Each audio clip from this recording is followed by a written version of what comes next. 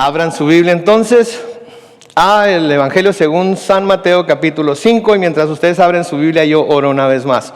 Señor, al abrir tu palabra, como siempre, necesitamos que tú nos ayudes a entender lo que tienes para nosotros hoy, nos ayudes a recibirlo, nos ayudes, Señor, a ponerlo en práctica en nuestra vida y nos ayudes a ver con claridad cómo esto representa tu corazón para nosotros, que somos tu pueblo, tus hijos, tus escogidos, Señor, para que podamos así tener una vida exitosa aquí en la tierra y también llevar a otros al conocimiento de tu gracia, tu amor y misericordia.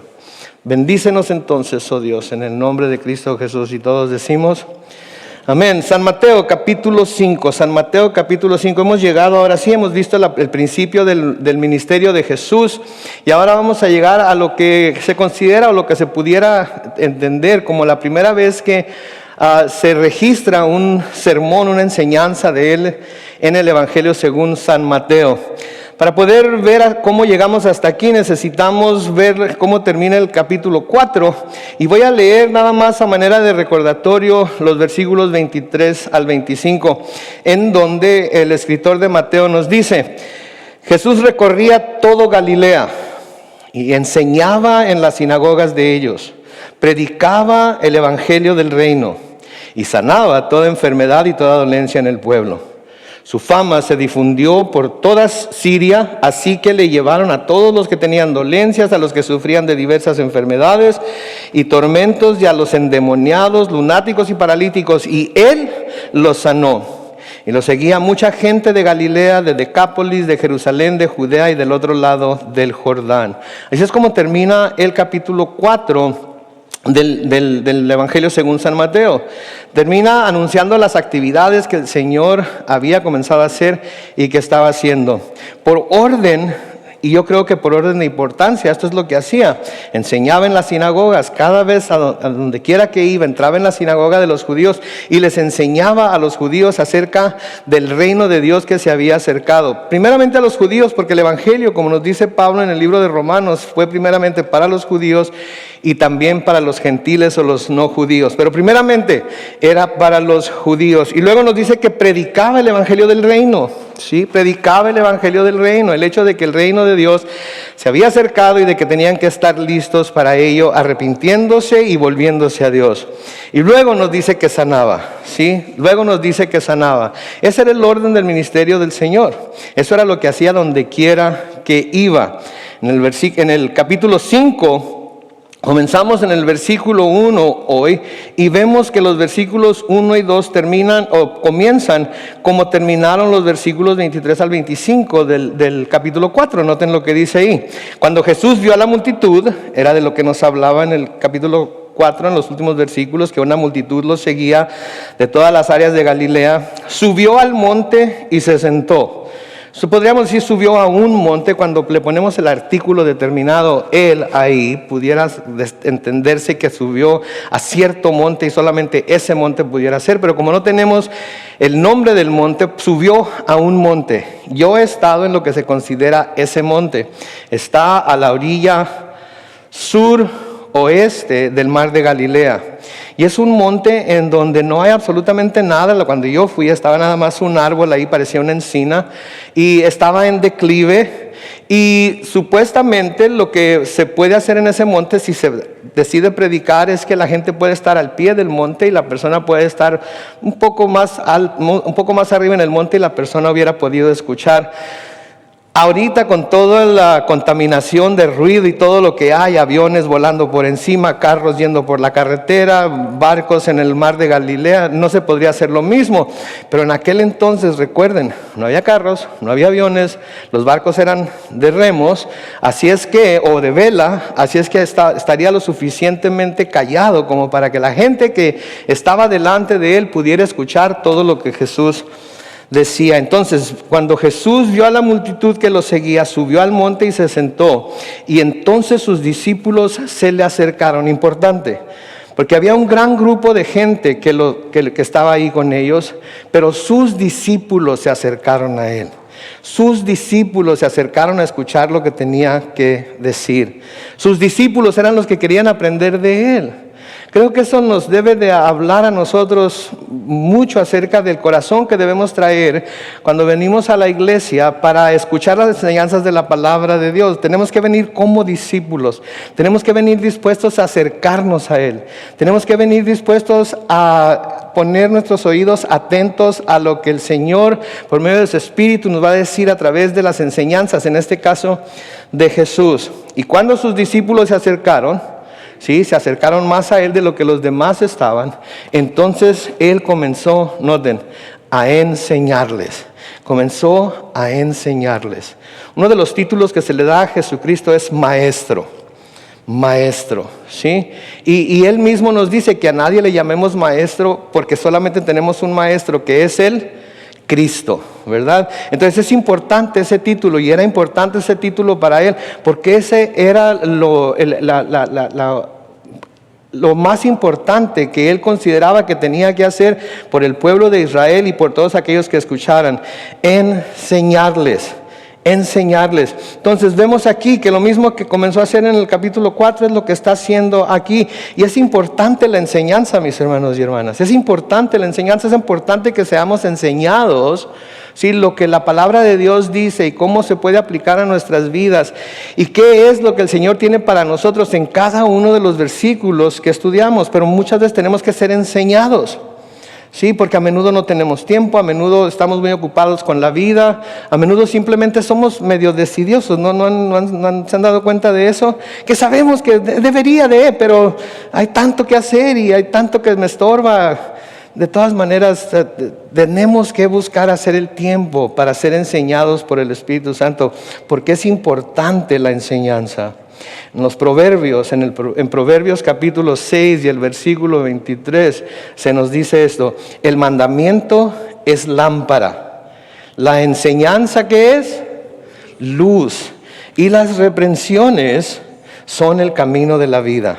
Eso es por las razones por las que debemos ser enseñados, ¿sí? Porque el escuchar los mandamientos de Dios son como una lámpara que se enciende delante de nuestros ojos, que nos deja ver el corazón de Dios, porque a través de sus mandamientos podemos ver su corazón. Pero luego la enseñanza de esos mandamientos, la enseñanza de tu palabra trae luz a nuestras vidas. Trae luz a nuestras vidas con la cual podemos ver claramente aquello que el Señor quiere que sepamos acerca de Él y de lo que Él nos ha llamado a hacer. Y las reprensiones son el camino de la vida. A veces la palabra nos reprende, ¿no es cierto? No es el pastor el que los quiere reprender, ¿ok? Porque el pastor no sabe mucho de ustedes. De algunos con los que ha convivido más, sabe más que de otros. Pero de la gran mayoría de ustedes el pastor no sabe absolutamente nada. Así es cuando la palabra dice algo que llega, cuando la palabra dice algo que duele, cuando la palabra dice algo que nos jala hacia lo hondo, no es porque el pastor está haciendo ninguna reprensión, es porque la palabra misma nos está reprendiendo y el Espíritu Santo la está usando para llevar a cabo en nuestras vidas lo que solamente Él puede llevar a cabo. Y eso es ponernos en el camino de vida. Ese es el afán de Dios, mis hermanos, con lo que nos dice en su palabra.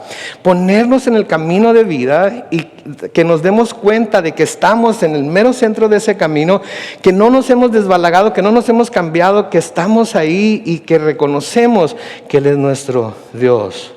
No lo van a poner en la pantalla, pero en el mismo Evangelio de Mateo, en el capítulo 28, los versículos 19 y 20, si quieren lo pueden leer después. El Señor Jesucristo, cuando les da la gran comisión a sus discípulos y a sus apóstoles, les dice: por tanto vayan y hagan discípulos. Que la palabra discípulos quiere decir aprendices, alguien que está dispuesto a aprender. Vayan y hagan discípulos en todas las naciones y bautícenlos en el nombre del Padre y del Hijo y del Espíritu Santo. Versículo 20, enséñenles a cumplir todas las cosas que les he mandado, y yo estaré con ustedes todos los días hasta el fin del mundo. Amén. Entonces la comisión era hacer discípulos y enseñarles todo lo que el Señor Jesucristo nos ha mandado, ¿sí?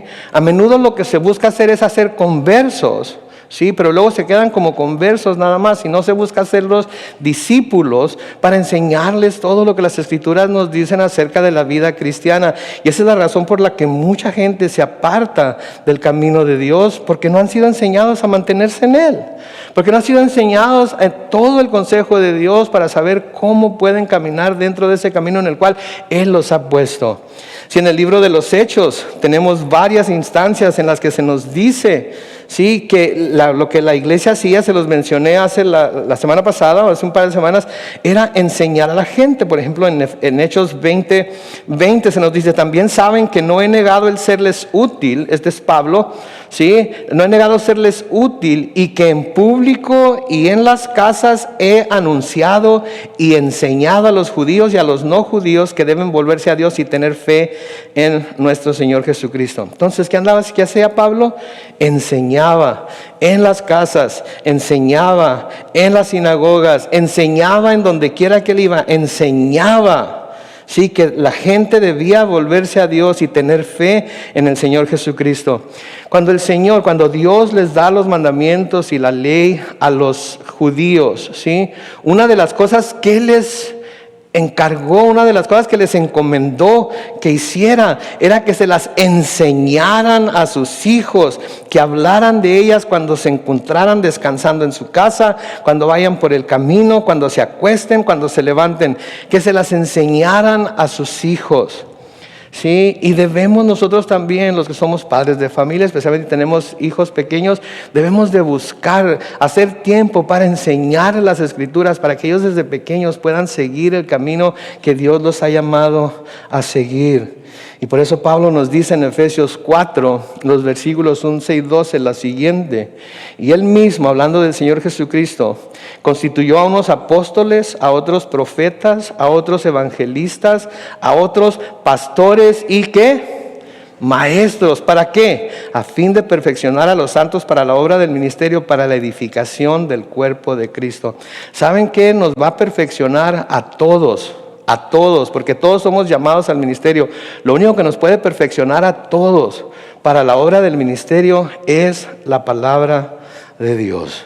Es la enseñanza en su palabra, porque la enseñanza en su palabra es la que nos dice las cosas que le agradan a Dios, las cosas que no le agradan a Dios, las cosas que cada uno de nosotros descubrimos que Dios quiere que hagamos, lo encontramos en su palabra, y por eso es tan importante la enseñanza de la misma. Ahora, desde este punto, en el capítulo 5, versículo 3, y hasta el capítulo 7, tenemos lo que se llama el Sermón del Monte. Tenemos lo que se llama el Sermón del Monte. Y lo que se conoce, el principio de ese sermón, son las bienaventuranzas. Ahora hay mucha gente, bueno, cuando menos unas 4 o 5 personas, cuando he tratado de hablarles de los mandamientos de Dios, etcétera, etcétera, me dicen: no, esos son del Antiguo Testamento, esa es la ley. Yo no rijo mi vida por la ley ni por los mandamientos de Dios, yo rijo mi vida por lo que dijo Jesucristo en el Sermón del Monte. Y yo me pongo a pensar: ¿en serio?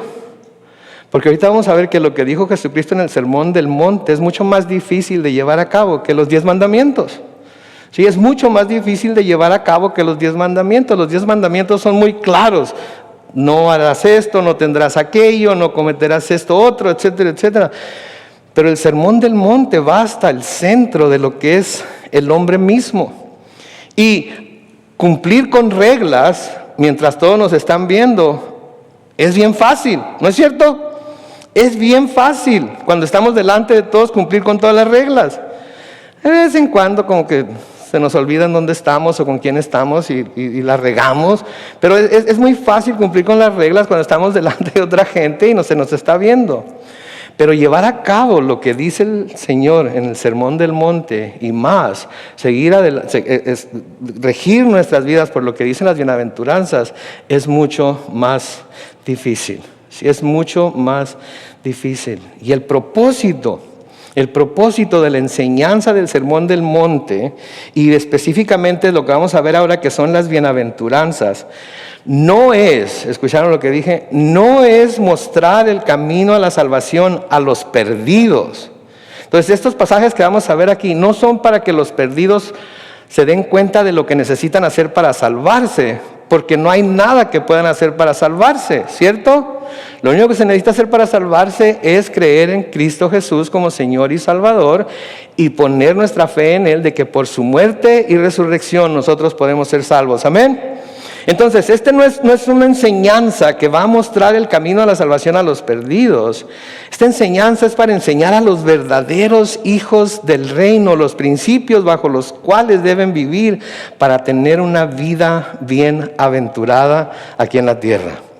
Entonces, lo que vamos a ver ahorita está dirigido a los que nos consideramos ya hijos de Dios, a los que nos consideramos ya hijos del reino, a los que nos consideramos ya cristianos, porque como vamos a ver, si las personas que están oyendo no son cristianas, es imposible que hagan lo que se les dice en las bienaventuranzas que deben hacer. Es imposible que reciban esas bienaventuranzas porque no van a poder llevar a cabo lo que se está diciendo que se tiene que hacer. Sí, los principios que se nos presentan aquí no son principios que el hombre natural puede seguir, porque están en oposición completa a la forma de operar del mundo. Sí, entonces tomando eso en cuenta, vamos a ver las bienaventuranzas y espero que las vean en una forma y bajo una luz que no las habían visto antes. Sí, para que entiendan lo que el Señor está tratando de decir aquí. Ahora, bienaventuranza, me gusta la palabra bienaventuranza porque yo veo dos palabras ahí, veo bueno y veo aventura. Y para mí, mi manera de interpretarlo es que las personas que hagan lo que se les va a decir aquí van a tener una buena aventura mientras están aquí en esta tierra, ¿verdad? Yo no sé a ustedes si les gustan las aventuras o no, ¿verdad? Pero cuando estábamos chavalillos nos encantan las aventuras, ¿verdad? Y andábamos de vaqueros, andábamos de piratas, andábamos de aviadores, andábamos de soldados, ¿verdad? De indios ¿se acuerdan cuando agarraban a sus hermanos y hermanas a flechazos, ¿verdad? Mi nana tenía plantas de dátil, ¿verdad? Y las plantas de dátil tienen unas hojas con una puntita que está medio K9, ¿verdad? Y nosotros las arrancábamos de la planta de dátil y nos las aventamos a la cabeza porque se quedaban clavadas en la cabeza, ¿ok? Entonces todas esas eran aventuras que mi hermano y mis amigos y yo teníamos semana tras semana, especialmente cuando no había escuela. Entonces, si aplicamos los principios que se nos van a dar aquí en las bienaventuranzas, vamos a tener una buena aventura mientras estemos aquí en esta vida. Otra manera de ver la palabra bienaventuranza es bendecidos o benditos. Benditos sean o van a ser los que hagan estas cosas. Entonces, ya sea que quiera tener una buena aventura o que quiere ser bendito o bendecido, si aplicamos estos principios que se nos van a enseñar aquí, entonces vamos a poder tener una vida bienaventurada o bendecida. ¿Ok?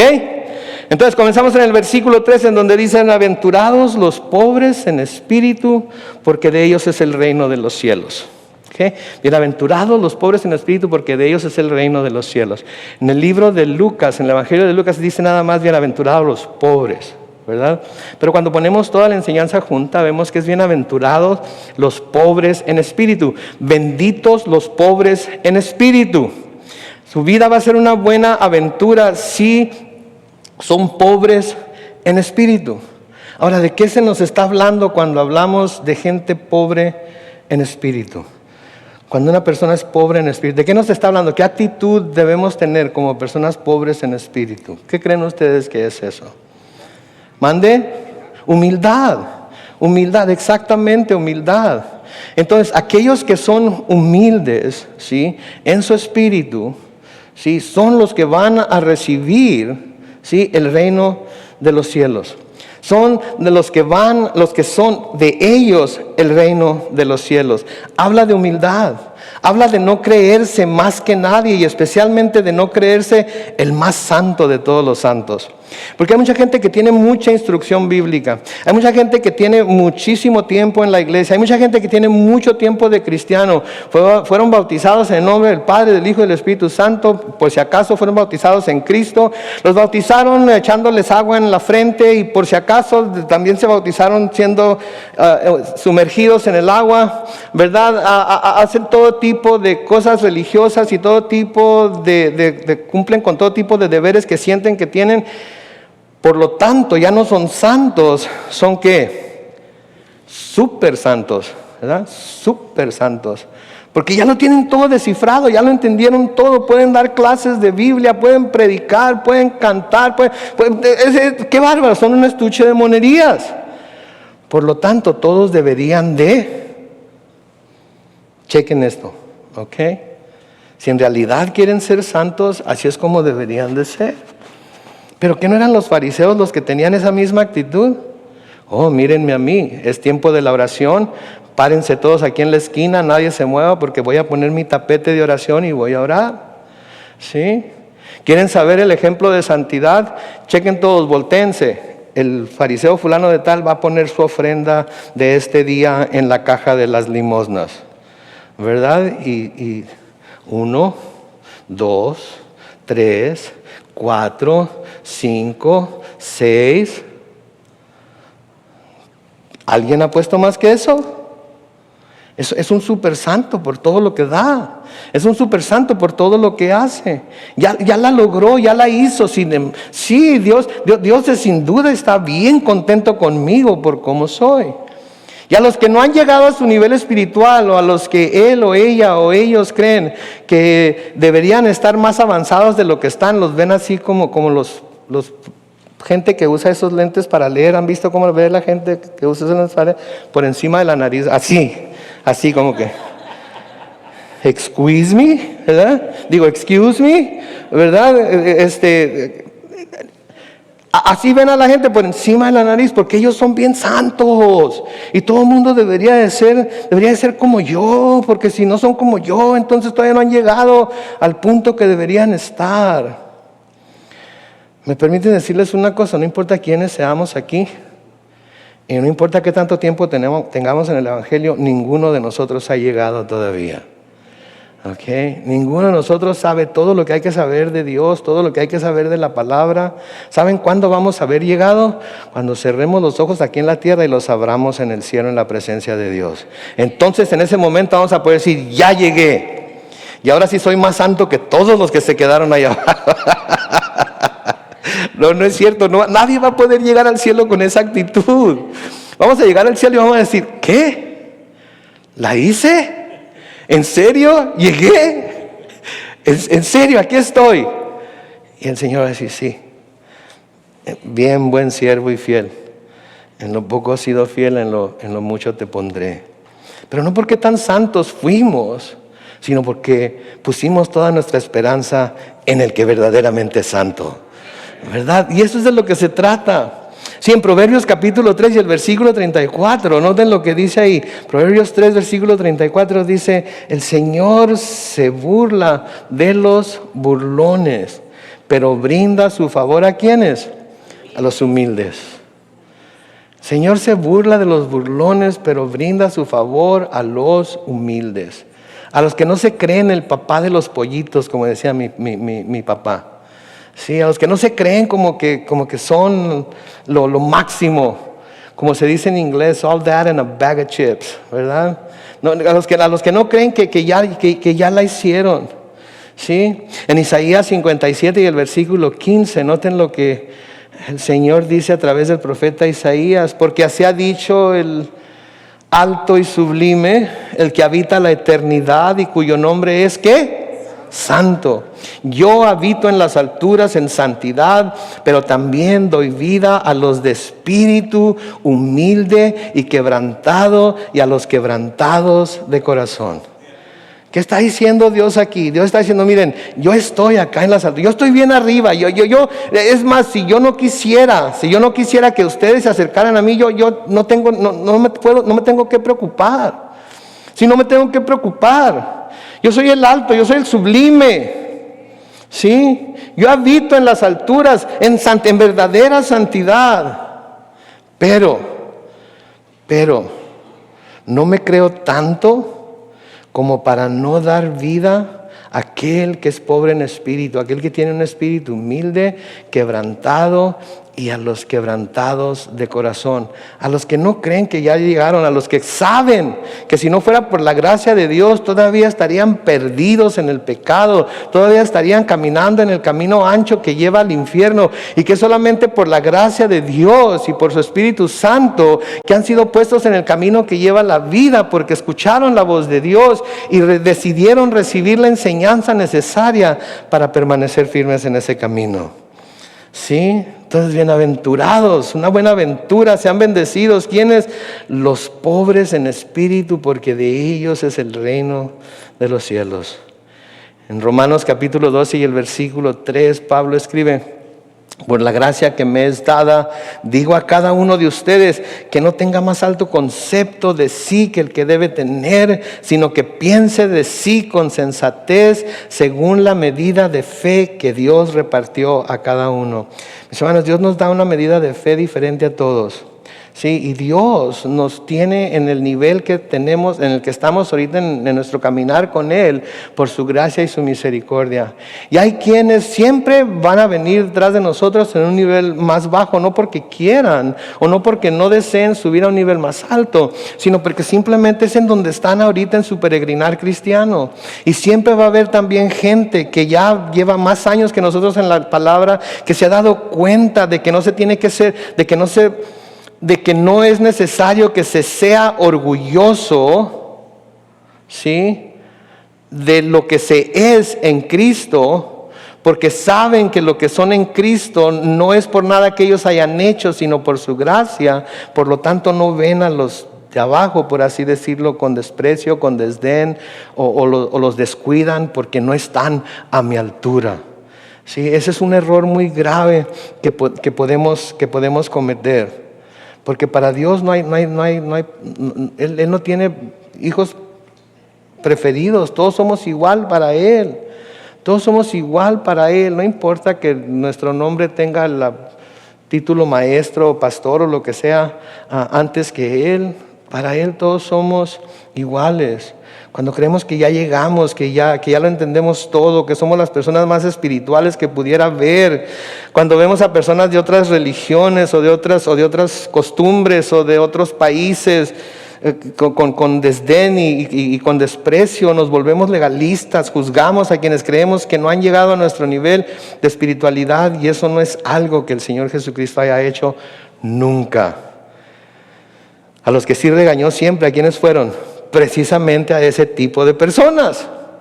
Los llamó víboras, les volteó las mesas en el templo, oh my goodness. Precisamente a la gente que se autojustificaba, que creía que era el papá de los pollitos. Versículo 4 dice: bienaventurados los que lloran, porque ellos recibirán consolación. Bienaventurados los que lloran, porque ellos recibirán consolación. ¿Cuántos de nosotros sabemos que solo porque vinimos a Cristo no quiere decir que nuestra vida va a estar siempre libre de aflicciones, libre de pruebas, libre de días malos, libre de días en los que vamos a llorar amargamente por algo que ha sucedido? No somos inmunes a esas cosas, no quedamos exentos de esas cosas aunque hayamos venido a Cristo, ¿no es cierto? Muchos de nosotros hemos sufrido porque seres amados, seres que amamos mucho, se nos han adelantado y ellos ya están allá con el Señor y no los podemos ver. Sabemos que están vivos, sabemos que están con el Señor, sabemos que están en un mejor lugar, pero los extrañamos. Muchos de nosotros hemos pasado por pruebas con personas en nuestras vidas que se han enfermado, que han tenido enfermedades muy serias. El Señor los ha sacado de estas enfermedades, pero hemos llorado al Señor, hemos clamado al Señor. Entonces, cuando habla aquí de bienaventurados los que lloran, porque ellos recibirán consolación, está hablando de que aquellos que lloramos, aquellos que nos dolemos, aquellos que estamos de luto, aquellos que estamos pasando por pruebas, vamos a ser consolados por Él. ¿Por qué? Porque creemos que Él es nuestro consolador, porque creemos que Él nos da su Espíritu para consolarnos cuando estamos en los momentos de prueba, en los momentos de necesidad, en los momentos lo voy a llamarle pérdida, aunque no es de pérdida, porque no hemos perdido nada. En Cristo no perdemos nada excepto la condenación por nuestro pecado. ¿Sí? Y para eso vino Jesús al mundo. Para eso vino Jesús al mundo, para dar esperanza, para traer consuelo, para ayudar a los que están pasando por cosas como esas. En Isaías, de nuevo, en el capítulo 61, los versículos 1 y 2, noten, aquí es Jesucristo el que está hablando proféticamente a través del profeta Isaías, en el libro de Isaías, en donde dice: el Espíritu del Señor está sobre mí. Sí, el Señor me ha ungido. Ungido quiere decir Cristo. Me ha enviado a proclamar buenas noticias a los afligidos, a vendar a los quebrantados de corazón, a anunciar libertad a los cautivos y liberación a los prisioneros. Versículo 2, a proclamar el año de la buena voluntad del Señor y el día de la venganza de nuestro Dios, a consolar a todos los que están, ¿qué? Triste. ¿Está triste hoy? ¿Sabe qué? Corra a los brazos del Señor. Sí, hay llanto en su corazón por algo que ha sucedido en su vida. ¿Sabe qué? Corra a los brazos del Señor y ponga su cabeza, por así decirlo, sobre su hombro y llore hasta que se le hinchen los ojos y se les acaben las lágrimas. No tiene nada de malo mostrar nuestra debilidad delante de Dios. No tiene nada de malo mostrar que tenemos emociones y sentimientos que a veces nos abruman y nos llevan a ese punto. ¿Saben qué, hermanos, varones? Sí, nunca debemos de ser tan machos que no lloramos ni en el regazo de nuestro Señor Jesucristo. Sí, porque a Él no le dio vergüenza llorar en público. Sí, yo soy bien chillón. Ustedes me conocen, muchos de ustedes me conocen. Sí, yo soy bien chillón. Y ¿saben qué? No me importa que me vean llorar. No importa que me vean llorar. Porque son sentimientos muy profundos que tengo en mi corazón y que me identifican con el Señor y Él se identifica conmigo. Sí, Él me consuela cuando llego a ese punto. En Lucas capítulo 4, en donde el Señor mismo cita este pasaje, Lucas 4, no lo van a poner en la pantalla, pero en Lucas 4, 20 y 21 dice que después de que leyó este pasaje, enrolló el libro, se lo dio al asistente y se sentó. Y todos en la sinagoga lo miraban fijamente. Y entonces él comenzó a decirles: hoy se ha cumplido esta escritura delante de ustedes. Hoy, les está advirtiendo, les está diciendo ahí en la sinagoga: hoy, esta escritura, esto que escribió Isaías hace tanto tiempo, hoy se está cumpliendo delante de ustedes. ¿Lo entienden? ¿Lo reciben? ¿Lo creen? Y yo preguntaría aquí hoy: ¿lo entienden? ¿Lo reciben? ¿Lo creen? Porque si es cierto, entonces saben o deben saber que pueden correr a nuestro Señor con todas sus tristezas, con todo su llanto, con todas sus aflicciones, con todas sus preocupaciones, y Él los va a consolar. Bienaventurados los que lloran, porque ellos recibirán consolación. Si en el Salmo 27 y el versículo 5 leemos esto: cuando vengan los días malos, y vienen, ¿cierto o no? Él me esconderá en su santuario. Me ocultará en lo más recóndito de su templo. Me pondrá en lo alto de una roca. Cuando vengan los días malos, y vienen, a menudo vienen a veces uno tras otro, tras otro, tras otro, ¿verdad? Hay un dicho que tenemos que a veces no es lo duro, sino que lo tupido, ¿verdad? Bueno, pues cuando esos días malos vienen, sí, Él nos esconde en su santuario. Él nos oculta en lo más recóndito de su templo. Y Él pone nuestros pies sobre la roca que es Jesucristo, para que se mantengan firmes. Sí, en el Salmo 34, los versículos 19 y 20, noten lo que dice ahí: el justo pasa por muchas aflicciones, pero el Señor lo libra ¿de qué? Todas ellas. El Señor le cuida cada uno de sus huesos y ni uno solo de ellos se le quebrará. Vamos a pasar por aflicciones, pero de todas nos va a librar el Señor. ¿Y saben qué? Va a llegar el día en el que nuestro llanto se convertirá en gozo eternamente. Sí, en el que ya no va a haber más lágrimas, en el que ya no va a haber nada por qué preocuparse, en el que todos vamos a estar en un lugar mucho mejor que este, y donde ya no vamos a tener que dolernos por nada. En Apocalipsis capítulo 21, los versículos 3 y 4 dice: entonces oí que desde el trono salía una potente voz, la cual decía: aquí está el tabernáculo de Dios con los hombres. Él vivirá con ellos y ellos serán su pueblo. Y Dios mismo estará con ellos y será su Dios. Dios enjugará las lágrimas de los ojos de ellos y ya no habrá muerte, ni más llanto, ni lamento, ni dolor, porque las primeras cosas habrán dejado de existir.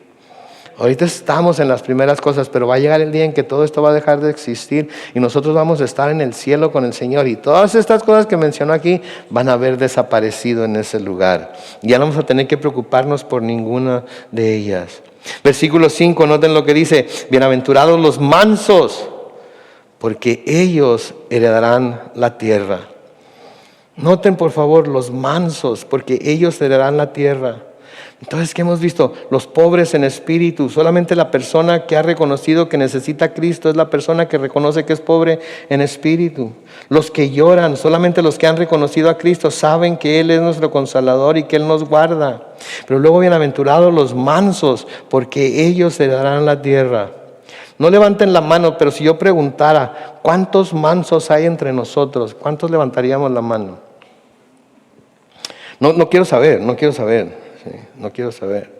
¿Cuántos mansos hay entre nosotros? Bueno, para saber si podríamos levantar la mano, no tendríamos que saber lo que quiere decir manso, ¿verdad? Ok, les voy a decir lo que tiene que... A ver si así sí dicen yo mero, ¿verdad? La palabra en griego es praus y quiere decir apacible, dulce, agradable en la condición y trato. Buen temple, quiere decir que se domina a sí mismo, se mantiene en control, pase lo que pase, una sonrisa de oreja a oreja. No, ya sé qué está pasando, está bien, tranquilo, está bien, tranquilo, agradable, es pacífico en todo, nunca se altera. Ok, ¿cuántos de nosotros podríamos levantar la mano si dijéramos levanten la mano todos los mansos?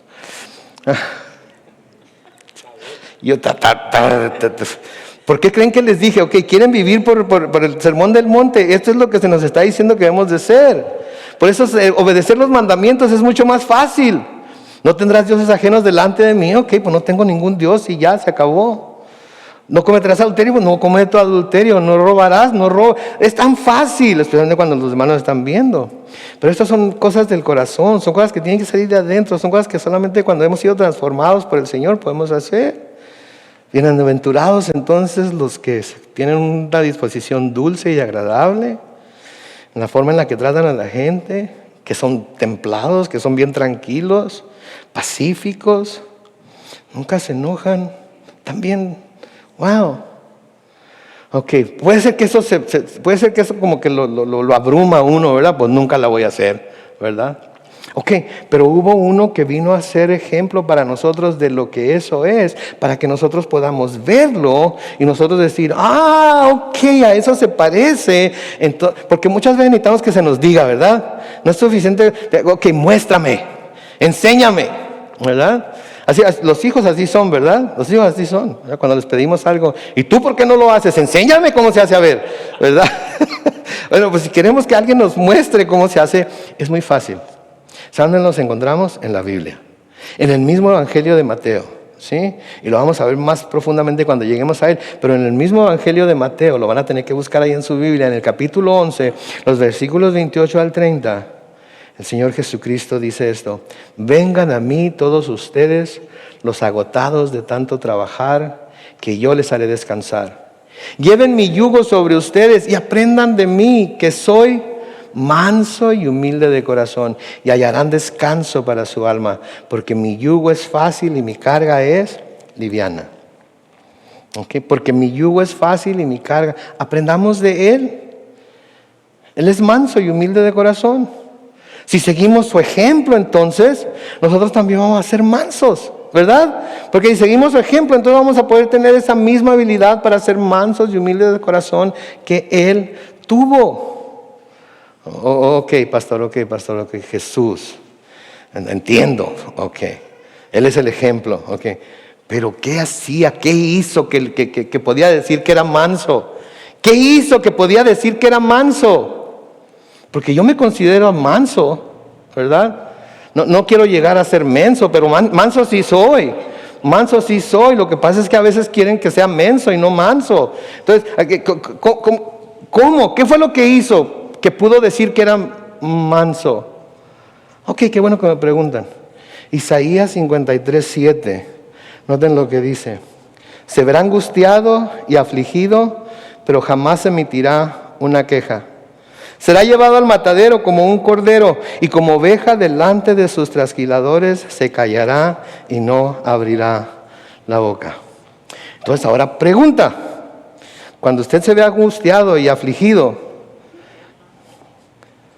¿se queja, grita, trata de buscar culpables, trata de ¿qué onda? ¿Qué hace?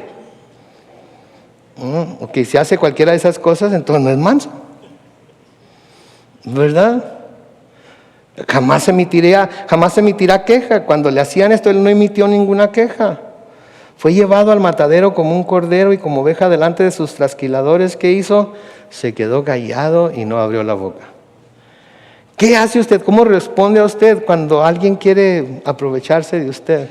Cuando sus hijos lo quieren ver como, le quieren jugar como... Le quieren tapar el sol con un dedo, como decía mi papá. ¿Qué hace? ¿Qué hace cuando alguien lo ve, como también decía mi papá, como Dios a los conejos, ¿verdad? Chiquito y orejón? Cuando lo quieren hacer menos, ¿sí? Cuando se quieren aprovechar, ¿qué hace? ¿Cómo reacciona? Ok, entonces no es manso. Ok, entonces no es manso. ¿Sí? Pero se nos dice que bienaventurados son los mansos porque ellos heredarán tierra. ¿Queremos heredar la tierra? Tenemos que ser mansos. Pero pastor, no puedo. No, yo sé que no puede por usted mismo, por usted misma.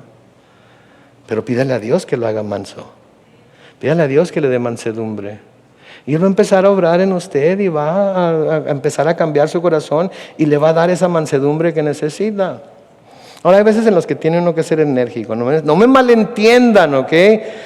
Pero puede ser uno enérgico dentro de la mansedumbre también, ¿verdad? Porque a veces uno iguala el ser grosero con ser enérgico y no se tiene que ser grosero.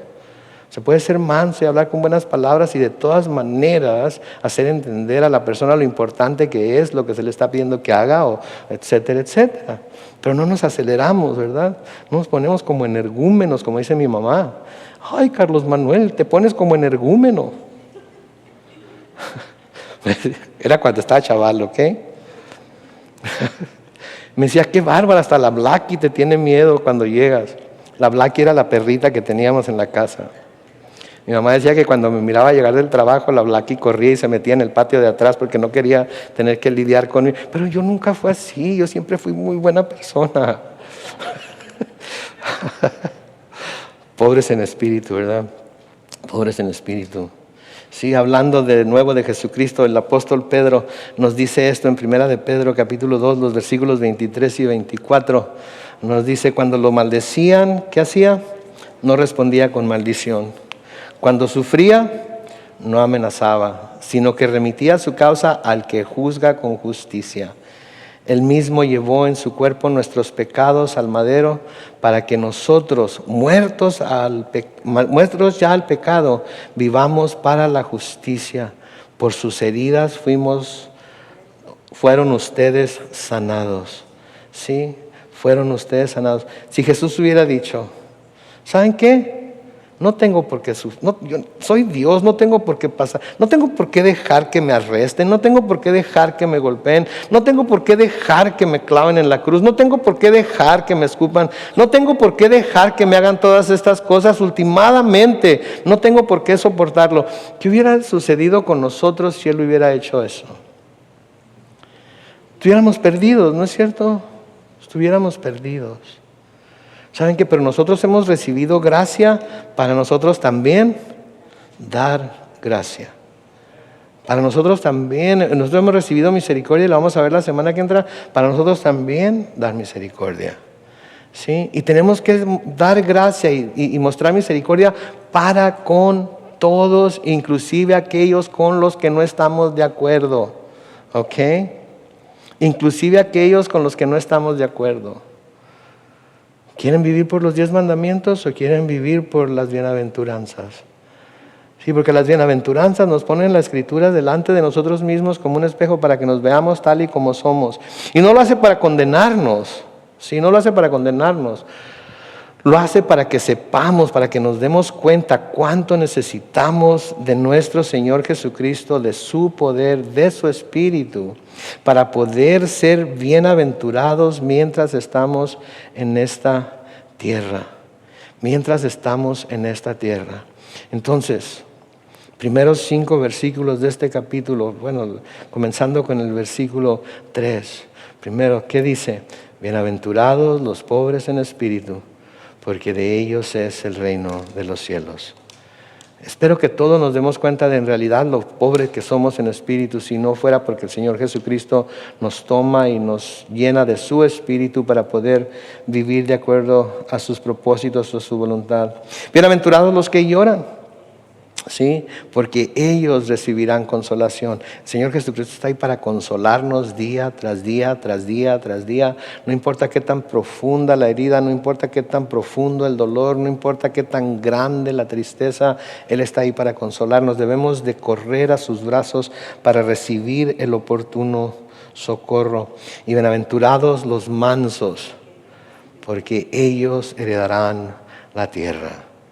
Y vemos claramente la mansedumbre ejemplificada en Jesucristo y cómo lo hizo. Ahora, les estoy diciendo que salgan de aquí y sean igual de mansos que Jesucristo. ¿Eso es lo que les estoy diciendo? Nadie quiere contestar. Sí.